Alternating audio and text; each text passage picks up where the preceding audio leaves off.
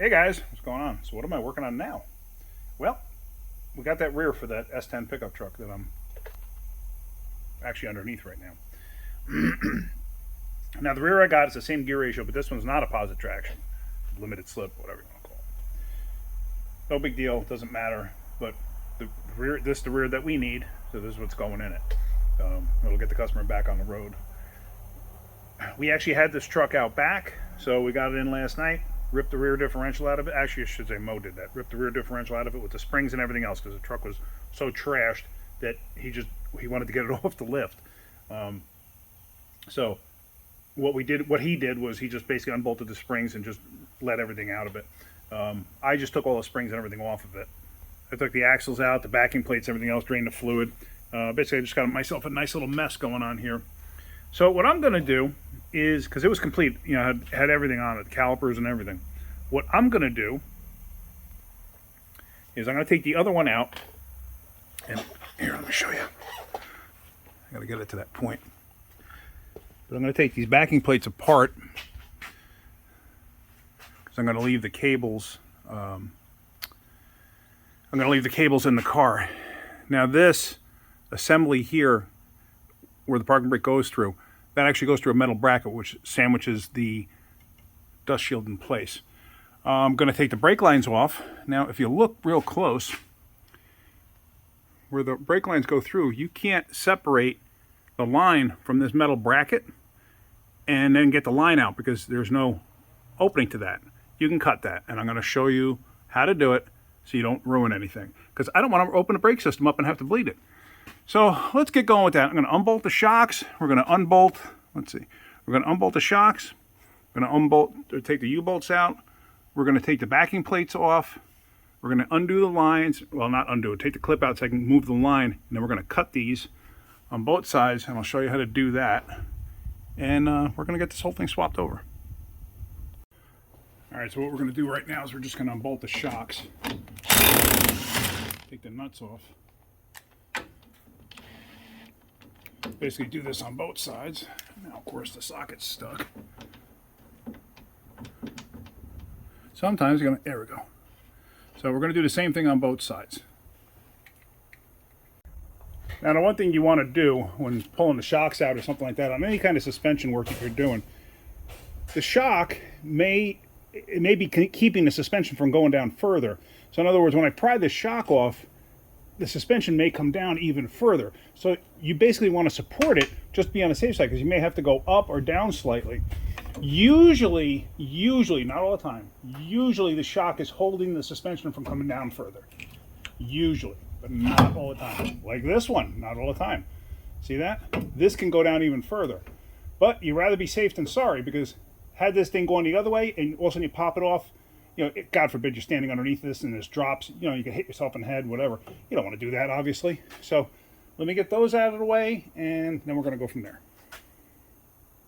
So next up is the brake line clip.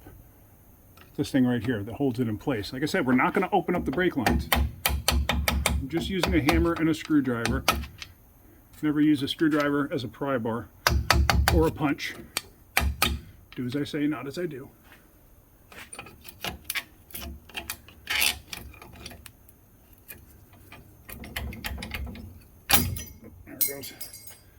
Went flying, that's okay. Now sometimes like this line is actually stuck in the bracket. No big deal. So what you're going to do is you're going to get the line to come out. You can manipulate it, you can bend it a little bit, it's not going to hurt nothing. So what I want to do is I want to get this thing over enough to get that groove to sit like that. So now you see that? See how that's sitting? Now I'm going to show you what you can do. There are struts that come with brake lines like this, and technically you'd have to take the brake line off. Now you just open the brake system, now you got to bleed the brakes. Why bother? Why do that? Let me show you what you can do. Alright, so now what I'm going to do is I'm going to take my cutoff wheel, this thing here, and I'm going to slice this. Be careful so you don't hit the brake line. Be mindful of what you're doing. So hopefully you can see this.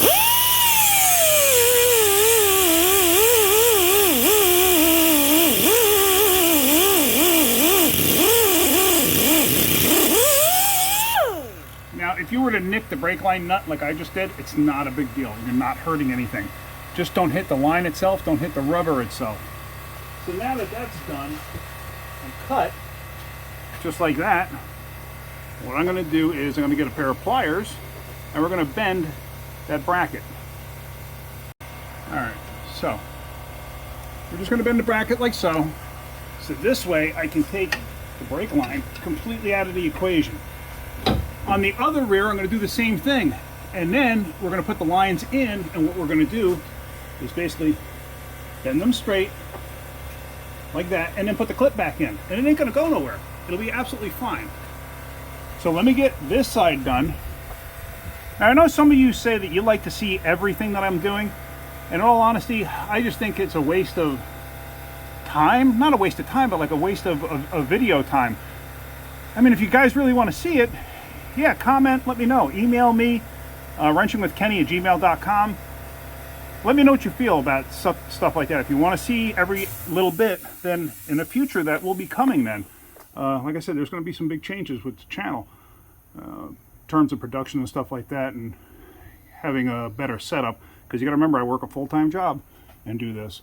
So let me get this side done, and then we'll get the brake lines out of the way, and then I'll show you what else we got to do. So now that I got the brake lines and stuff disconnected from the rear end, make sure you support calipers and stuff to something. Like this is supported to there because you don't want the caliper hanging on the brake hose. Now these calipers happen to be aluminum and they're ultra light. So the weight of these things on the hose is not much of anything. But just to be on the safe side, I like to hang everything. I did it on both sides. So now the last thing is we're going to take these backing plates off. And I already took 3 of the bolts out, but we're going to get the one remaining bolt out right now. Let's see, what's a good position for you to be in? How's that? Yeah, I think that'll work, right? So we got the one remaining nut right there, and bolt. Where the heck's my tools? Hang on one second, let me find my socket. Whoops. Alright, so it happens to be a 15 millimeter. So both ends are 15s. Just drop the nut. Always pay attention to where it goes. You have to go to nuts looking for it later. So now this should come straight off of there. This should come straight off of there. And it doesn't want to. Why is that? Alright, let me go ahead and wrap that with a hammer because I don't know why it's just not coming off of there. Hang on one second. It's probably held in with rust. There it goes. The other rear end, it just came right off. So now these you can actually leave hanging on the parking brake. It's not going to hurt nothing. So the next step, I'm going to do the other side. I'm not going to bother showing you that. Then we got to get these 4 nuts off of these U-bolts. Luckily, this rear end is on top of the differential. Well, not luckily, but this rear end's on top of the differential, so I can take those bolts out and not have to worry about it falling out. If it was underneath, then yeah, you got to worry about it falling out. All right, so these happen to be 21s.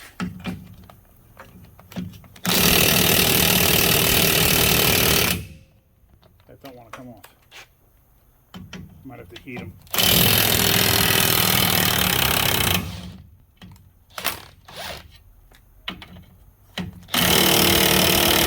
Yeah, because there's no torque on it because this one's loosened up, so the strap actually rotates a little bit.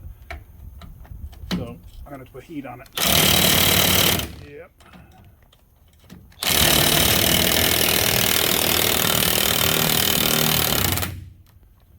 All right. Let me get the big torch out. So what I want to show you real quick is this torch here. I want to show you that this can get hot enough to do what you need to do. So let me zoom in on this. Hopefully you can see this. Just a little bit. There we go. All right. So now, remember, these things ain't coming off of there. So that ain't going. But this yellow bottle gets much, much hotter than the blue bottle. If I stayed on this long enough, it'll chariot. I don't think the blue bottle would ever do that. Obviously, it's not as hot as an oxyacetylene setup, but for home use, you can't beat these things. You really can't. You can pick these up at any Home Depot, Lowe's, William Tell Hardware, Ace Hardware, places like that. You'll probably even get it at like Walmart or Target or something.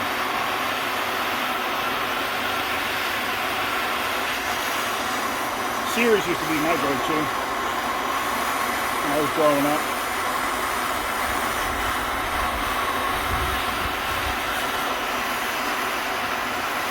And it's actually starting to cherry it a little bit. You might not be able to see that in the video though.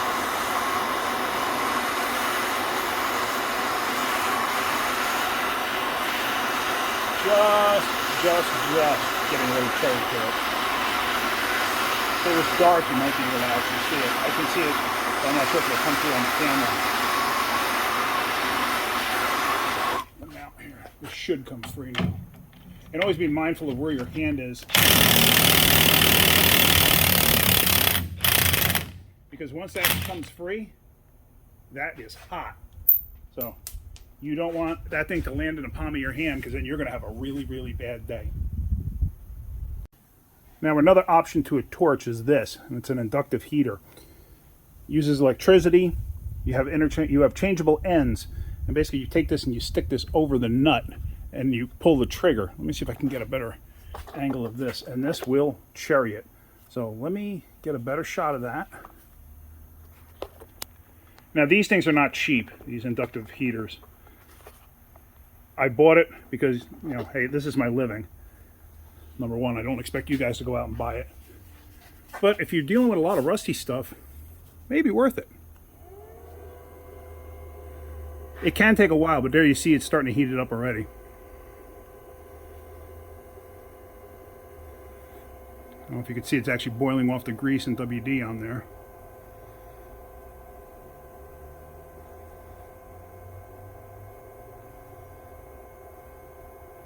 And usually I'll let this go till it gets cherry. But like I said, it can take a little while. But as you can see, it is getting it hot. These things work great in areas where a torch is just not an option. Especially if you're working on something that's extremely flammable. Like you have gasoline to deal with too. So this is a very, very viable option in situations like that.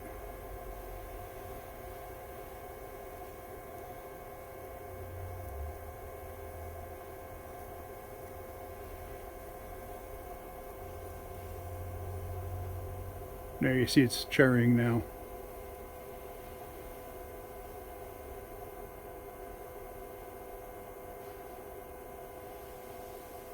So that thing is just a little hot. All right, see that? It's cherry. You gotta watch it too, because the tool does get hot. So, like I said, be mindful of where your hand is, because you can wind up with some severe burns. All right, just leave that on the floor. When it's on the floor too, just make sure you don't step on it. So let's get the rest of this apart. All right, so now with everything disconnected, basically I'm going to pick it up and get it off of the mounting point on both sides. Oops, hold on a second, I actually forgot to take the backing plate off this side. Hang on. It's actually unbolted, I just didn't knock it off. All right, so now with that off, let's just move the differential to the back side of the mounting points. This way it's not going to hang up on it. Let me show you what I mean by that. Let me get this out of here. See that little nub sticking up right there? That fits in that hole right there. That's what lines it up to the springs. If you leave it on there, a lot of times you'd be fighting with it. But at least this way, now I can actually push the whole thing off like that. Now I can get it close to the ground. I can drop one side through and then start to put it up, and the other side will fall out pretty much. So let's go ahead and do that. So now what I'll do is on this side, I will pick it up, I will push it in, and I will get it sort of like right on the edge there. And then let's move to the other side.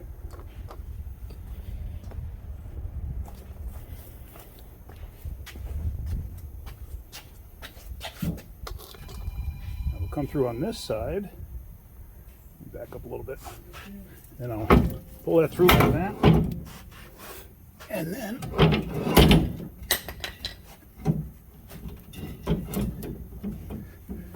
that thing will fall out as I go up with the lift. Let me change this angle to that. There you can watch that fall out.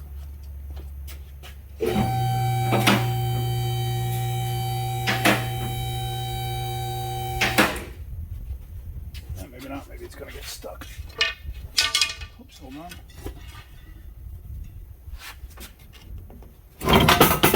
There we go. It's out. All right, let's get the other one ready to put in. So I got the tranny up, or the rear end up on the tranny jack. And I mean, you could do this with a floor jack. It balances out really well on the center section, especially when you do it this way. So basically all I'm gonna do is take it, stuff one end over, get it past the spring on the other side, and then stuff that end over. See, so now it's secure over there, so I don't have to really worry about it too much. And I have the tranny jack underneath it. Just gotta get that perch over.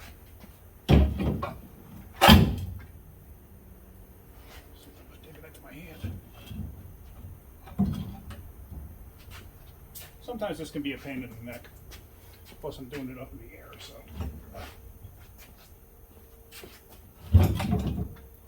Whereas if you're doing it on the ground, you don't have to worry about it falling too far, obviously. Doing it here, it's got much greater distance to fall if it was going to fall. But we're not going to let that happen. Okay.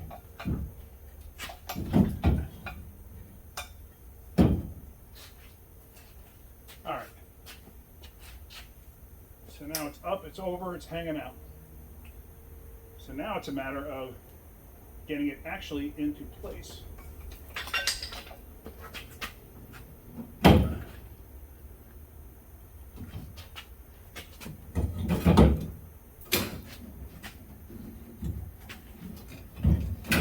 Now this rear end is from a Blazer. There are slight differences, but they do work. I'll explain that in a second.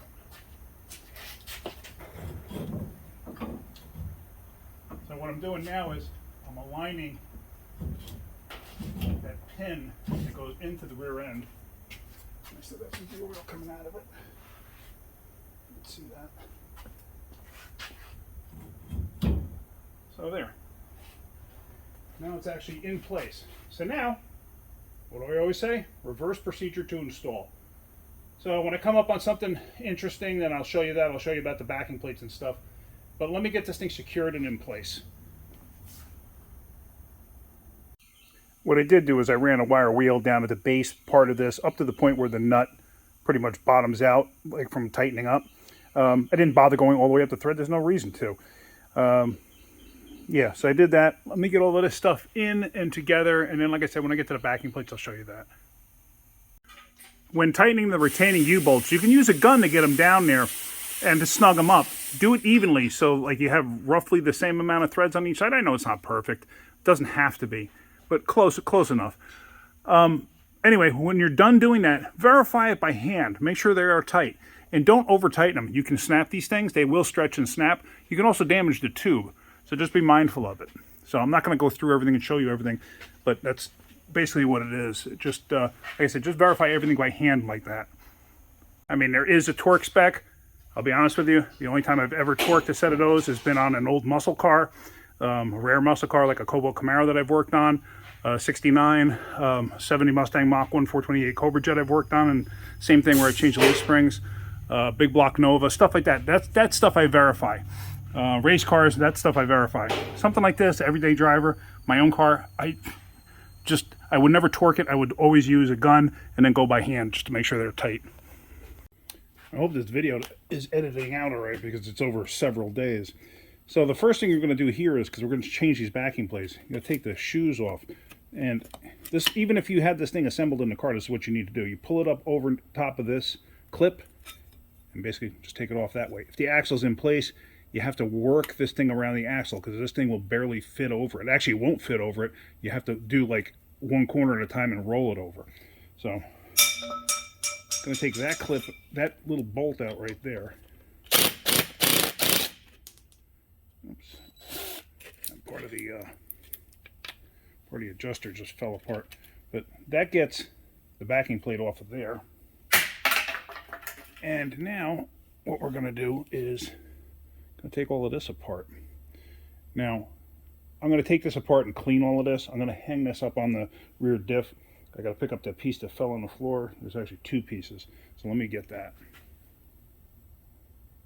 So I'm just hanging this piece up on here. It's just going to sit there for right now. Now, the other thing that I thought hit the floor didn't. It's this little piece inside there. It's basically just like a push rod. That's all it is. Don't lose it. So now, what I need to do, just stick this up over on the side here so I don't lose it. Now what I need to do is, sorry about that.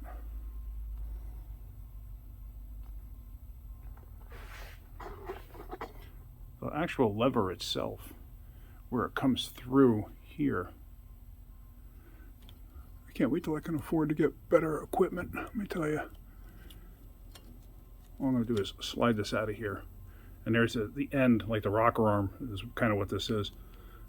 And this will clip in to the cable like so.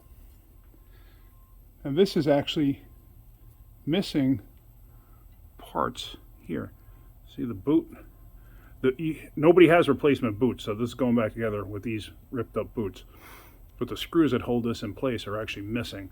So I got to see if I can find a set, which I should have it on the other rear end. But basically, all the stuff that came out of here, you want to clean up. Now here we go. Here are the main pieces for the parking brake. Here's the actual lever. It's like a rocker arm, and that's where that little push rod goes, which is this piece here. Here's the adjuster. It's a manual adjust, and here's the other end of it. What happens is this thing pivots. One end pushes this cup. The other end, right here, actually pushes the backside of this one. So basically it spreads it out like a mechanical wheel cylinder and then locks that parking brake shoe in place. So let me get this cleaned up so I can start getting stuff back together. Now really all I did was I wiped down the little parts, but like this piece, the main body here, kind of like how you clean your ears out, stick a rag through one side and pull it out the other side. Just to clean the gook out of it, that's really it. You don't have to go bananas. This one wasn't all rusted up, it just had like solidified grease in it. So what I'm going to do now is I'm going to get the backing plate, the new one, we're going to bolt it up, and then we're going to bolt this whole thing in place. Alright, so here's a new backing plate. These are made by Dorman. Basically you're just going to lay it in place, get it close, you don't have to go crazy. And then we're going to put the clip back on the top there that holds everything together. Now they give you a new clip with the backing plate, and I have found just about every single time, and it did with this one too, it doesn't fit. I don't know why, unless it's for a different application, so I wound up reusing the old one. So basically you put that in place because you want the backing plate to be able to move a little bit. Then we're going to put the backing plate up to the flange there, and now we're going to put the bolts back through. We're going to worry about this adjuster last. And putting the bolts through, it's just simple, straightforward. Bolt goes through that way, nut goes on the back side.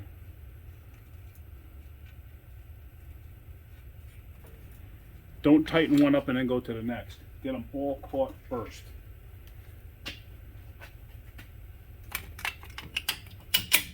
Just like that.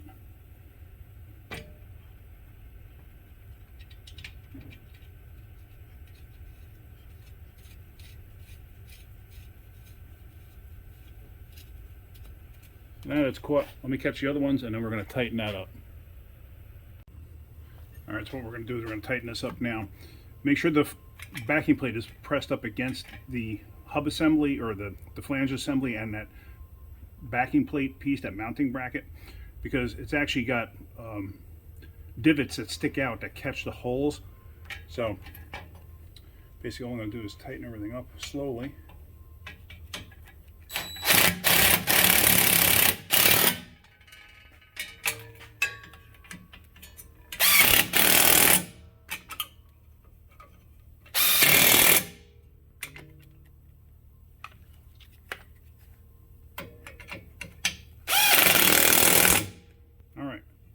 So now that they're on there and tight, I'm actually going to double check them and tighten them by hand. Let me go get another wrench. When you're tightening things, never, ever, ever trust a gun.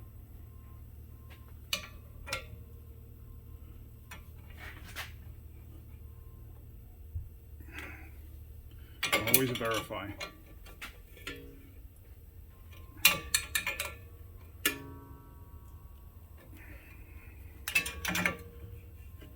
If you trust a gun, you're going to get bit at some point. You're going to have a major failure. All right, so let's get the pieces for this. Let's clean this up. Let's get this back together. So I got a little lube on the lever there, and all you're going to do is you're going to insert it in here. Like I said, that boot, I can't get that boot. Nobody has it. Aftermarket, they say they don't even have a listing. So actually, you're going to have to do it like this. Get it caught into the cable first. And then get it to stick through. See that? So it's going to be like that. Now, I'm going to install the rest of this. And let me show you this. Hang on a second. I'll show you from this angle. Now, what I'm going to do is I put some brake lube on these little pieces. Now, this stuff, the only movement out of it is in and out. And basically, when these pieces are installed, they basically push out like this. So you don't need a lot of lube on it, just a little bit. On this side, you need that little push rod thing, like that. And that's going to insert on this end, and it's going to go into that little cup. The little cup of the push rod right there. So this, and you'll know if you're not in correctly. So that's going to go in like this. And this is the adjuster end. I had already cleaned up and lubed up the threads of that. That's going to insert like that. So now when that lever moves, kind of hard to show you because of the cable. I'm trying to get the, see it? It moves just a little bit, but that'll spread out and that'll apply the shoes. All right, let's get the shoes on here now. Actually, no, I'm going to replace the axle seal. Let me show you that. The way I usually do an axle seal on one of these is I get a chisel and I go in between the housing and the seal to try to knock it out of place.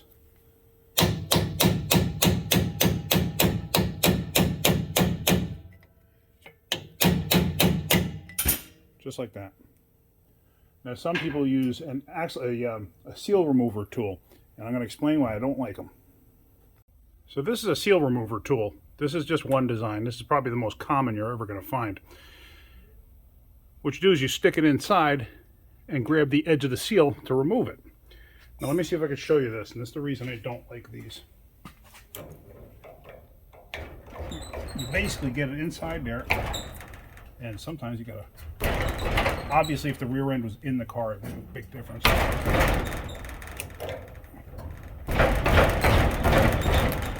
See, it's starting to move it. All right, so now the seal is out. This is the old rear. I don't know if it would have done it, but let me show you.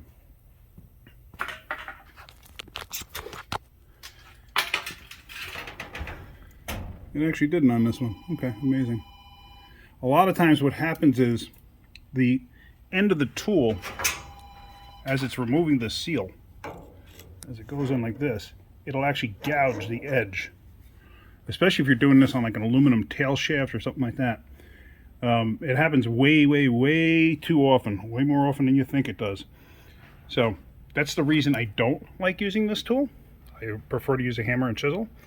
So, well, at least it didn't do it on this one. You know, of course, it would have been nice for demonstration purposes, but what are you going to do? So, let's install that seal now. When installing seals like this, get a seal driver. Now, see, this is the center of it's raised. A lot of times you get a seal driver that'll hit the outer edge here. A regular seal driver is not going to do that on this.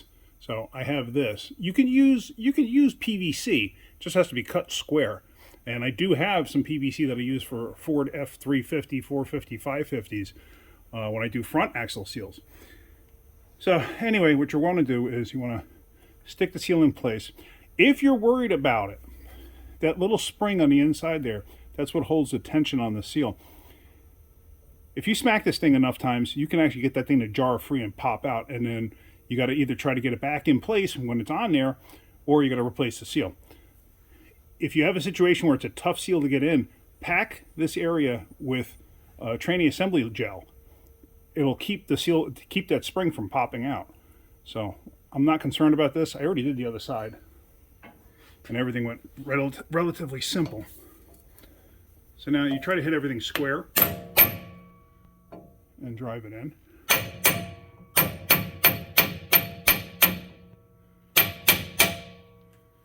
And inspect and make sure everything's in place, and it is. So, I mean, that was pretty darn simple. So now what I usually do in a situation like this is I will take a touch of the gear oil that's inside the tube, and I will just lightly coat it on the seal, because now I'm going to put the axle in. Now when installing the new axle, try not to drag it across the seal if at all possible. Try to keep it centered. You can rest the end inside in the tube as you're going in. Now yes, you're going to hit the seal a bit. You don't really have much of a choice, especially when you get close to the end. And then get it to insert. Don't sit there and rotate it, and I'll explain that in a second. If you rotate one side like this, see how those other spider gears are moving? It's because the pin is not in place. So right now, what I'm going to do is I'm going to put the C-clips in. Just wipe them off real quick. Now, one side kind of has more of a flat than the other. There really is no direction, but I prefer to put the side that has more of a flat in towards the gear and then push the axle outward. Same with this one. This one may have to come in a little bit more. So I'm pushing the axle with my right arm and then pull it out. Okay, so now with that in place, now I want to catch the pin. So what you got to do is you have to rotate this and be mindful, because see that the spider gears will stay in place. So now I'm just going to rotate an axle a little bit to go with it. So now the big main pin should go in. Once you get everything aligned. And now the small bolt that holds everything in place, that's got to go in. Okay, that can be, remember I had a problem getting it out before, but there you go. That's, you can see everything spinning there. So now let me rotate this so I can get this in the position that I had it before when I got the pin out. And there we go. So now the bolt has passed through the pin. It's passed through that to lock that in place and keep that from falling out. Don't forget to tighten that bolt, because you will blow the rear end into pieces. So there we go. That's pretty much reverse procedure to install. What I'm going to show you next is I'm just going to show you real quick getting those shoes in place and over top of the end of the axle flange. All right, so here's the shoes. It won't fit that way. You got to tuck one end in like this and walk it over. You'd be amazed at how many people have problems with that. So now the bottom of this, where it actually, hold on, where it actually goes on here, you have to spread the horseshoe out to make it fit. So usually what I'll do is go through the bottom end and get it caught like that. And then just verify that the other side is in the center of the slot. And once you do that, you come up top. It's a little difficult to see because of now the axle in the way. You pass it over the top of the clip that's on the inside there. Let's see if you can see that any better. Hold on. You have to pass it over the top of that clip, push it back, and then drop it in place. And then, well, it's supposed to hold it in place, but that clip is so messed up. Okay, actually, I'm going to take that clip off and I'm going to re-bend it. Hang on a second. It's not a super huge deal bending this back, usually with a pair of pliers or something. But see that gap there in between? That's the mounting point. You got to close that gap up. That top piece has to bend over. Let me get that done and I'll show you. And there you see I changed it up, so now it's going to wind up being flush, but which is fine because then it'll put a spring load on it. And then when you insert the shoe, it's going to pass over this top edge and lock in place. So there, now with that in place, see that? So now it spring loads it, so now it's locked in place. And pretty much, like I always say, reverse procedure to install. So when I come across something interesting, I will show you. But other than that, it's pretty much just putting everything back together. I got the calipers and everything else on. And remember I told you about slicing these? Basically, you're going to lay this in place, kind of like this. And now all I'm going to do is bend the top back over and then put the clip on. Same thing on this side. You know, you just got to get close. You don't have to be exact just yet, but you got to get that piece down and over this so you can get the clip on and get it in place. So now what I've always found the easiest way to do this is have the line coming through. And let me try to get this. Whoa! Hit the camera. Sorry about that. So we have production errors here too at Wrenching with Kenny.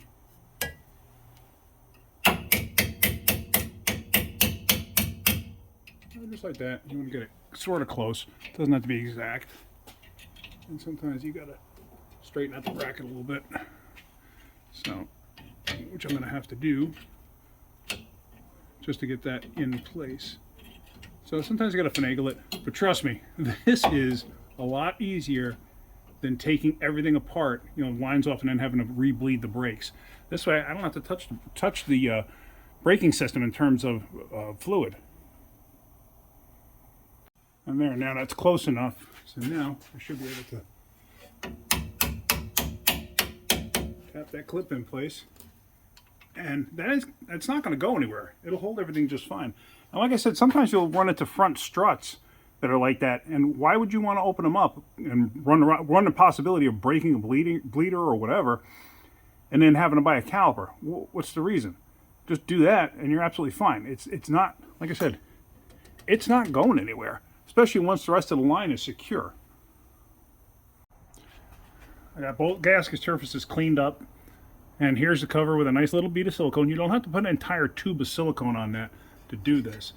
The other thing too is check the holes. Make sure there's no silicone in the holes, because if there is, and you go to put the bolt in and you have excess silicone that goes in the hole, you can actually create like a hydraulic ram effect, and it'll actually build up pressure and it can actually break the casing, believe it or not. I have seen that.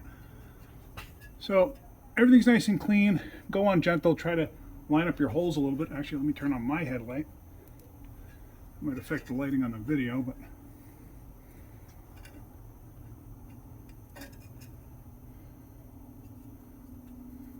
there we go.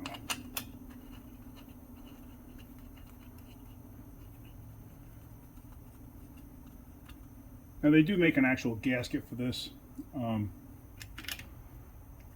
You can buy them at the parts store. It's really, for these with the tin cover, it's really not necessary. You'd be surprised. You'll see a lot of manufacturers use silicone instead of an actual gasket. So it's not detrimental. It's not going to hurt nothing. There's no benefit to it either. It's just, the only benefit is it makes life a little bit easier at the moment. So there's that. Let me get the other bolts in. Always catch all your bolts first before you start to tighten anything up. Now when tightening these things up, you don't have to go bananas.